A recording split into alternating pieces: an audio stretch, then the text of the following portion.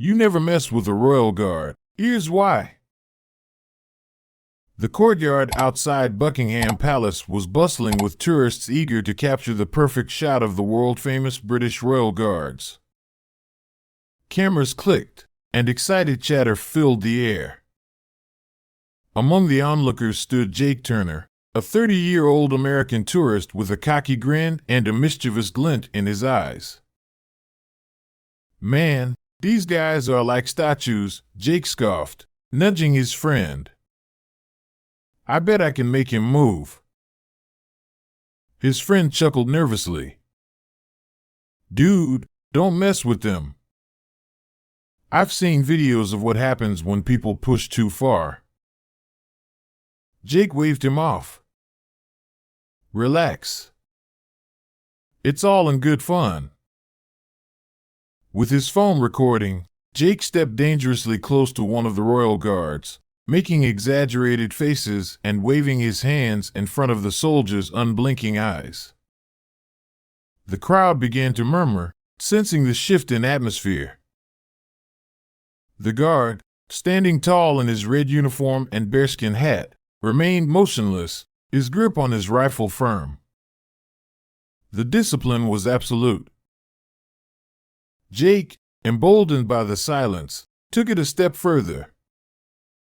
He reached out and lightly tapped the guard's shoulder. Gasps erupted from the crowd. Tourists instinctively stepped back, recognizing that the line had been crossed. Then, before anyone could react, the guard's grip tightened on his rifle, and in a swift, precise movement, he took a forceful step forward. The stomp of his boot against the stone pavement sent a shockwave through the crowd. "Stand back!" The guard's booming voice cut through the air like a thunderclap. Jake stumbled backward, his smug expression wiped clean. The air had turned electric. Every single person in the courtyard froze. The once lively chatter of the crowd had vanished, replaced by the sharp, disciplined presence of the guard. A tense silence followed. Jake's friend grabbed his arm, whispering frantically, "Dude, you've got to stop." But it was already too late.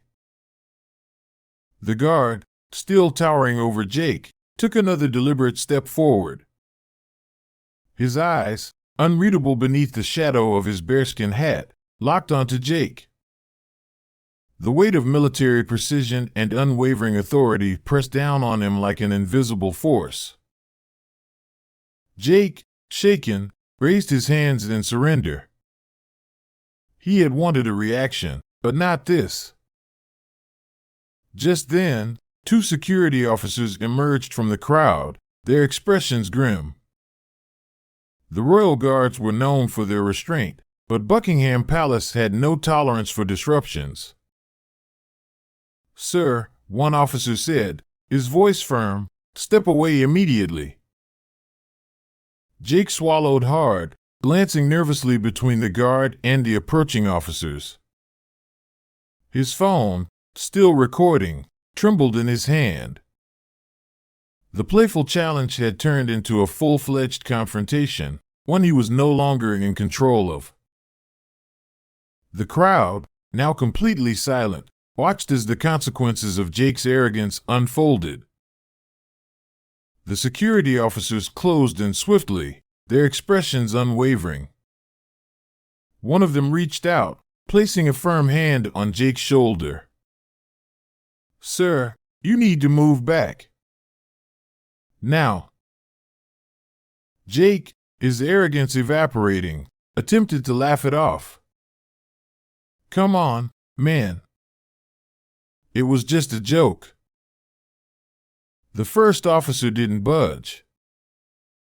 "It's not a joke. You just interfered with an active-duty soldier. Step away immediately, or you will be escorted out." Before Jake could respond, the guard took another step forward, rifle still held at attention, but his presence overwhelming. His towering figure and the sheer force of his voice had already shifted the dynamic completely.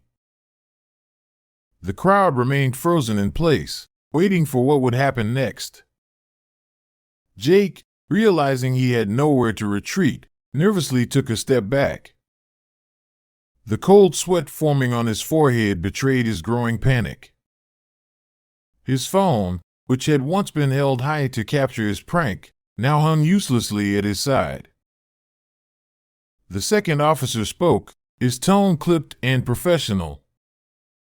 "This is your final warning. Leave immediately." A bead of sweat rolled down Jake's temple. He had gone from the center of attention to a man standing on the brink of public humiliation. Murmurs rippled through the crowd.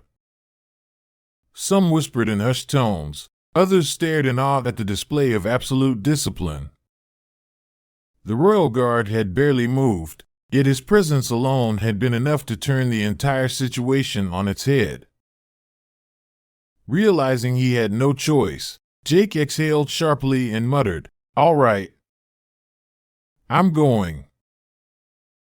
As he turned to leave, the royal guard resumed his position, standing as still and formidable as ever. It was as if nothing had ever happened. Jake's humiliation was complete. The crowd watched as he slinked away, his bravado shattered, his lesson learned. The video that had begun as a stunt for laughs would now serve as a reminder of the power of discipline and respect. Jake, still shaken from the encounter, tried to blend into the crowd, but whispers followed him. Some tourists shook their heads in disapproval, while others snickered at his fall from arrogance to embarrassment. Security wasn't done with him yet. "Sir, we need to speak with you," one of the officers said firmly, gesturing for Jake to step aside. The crowd parted slightly, giving them space, but all eyes remained locked on the scene. "I'm leaving, okay?" Jake muttered, trying to brush past them. The officer didn't let him. "That's not how this works." Realizing he was trapped, Jake clenched his jaw.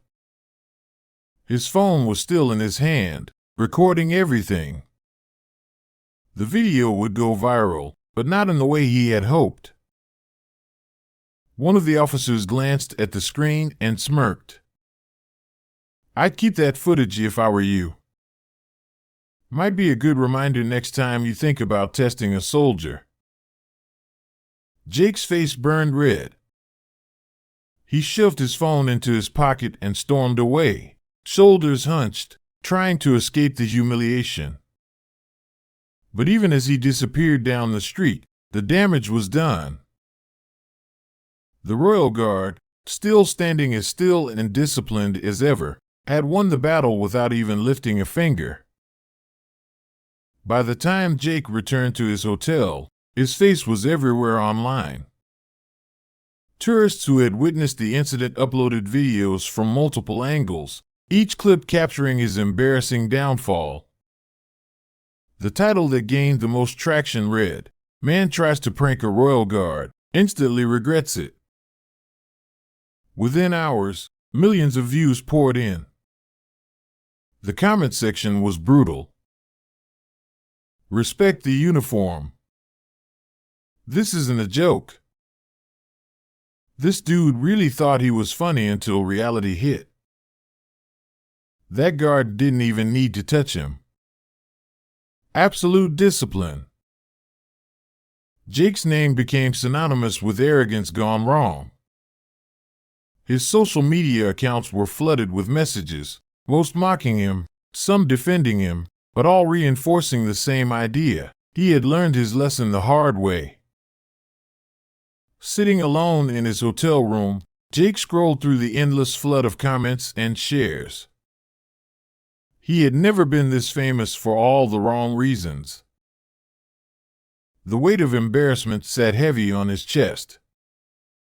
He had come to London expecting to have fun, to film a harmless prank. But now, he was a cautionary tale. For the first time in a long time, he reflected on his actions. Respect isn't just given, it's earned. The guard hadn't retaliated physically, hadn't raised a hand. Yet, he had shown more power in his discipline than Jake had ever expected. As he turned off his phone and stared at the ceiling, Jake knew one thing for sure: he would never forget the day he learned the true meaning of respect.